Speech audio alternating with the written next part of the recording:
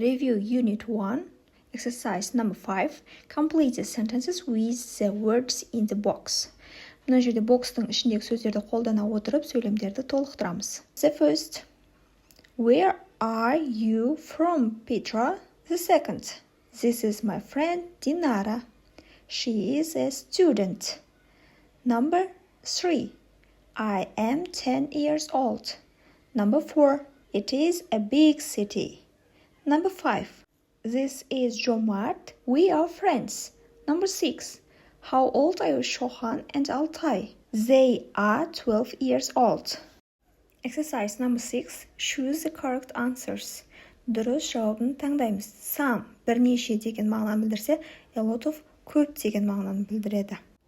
The first, there are a lot of people in China. 2.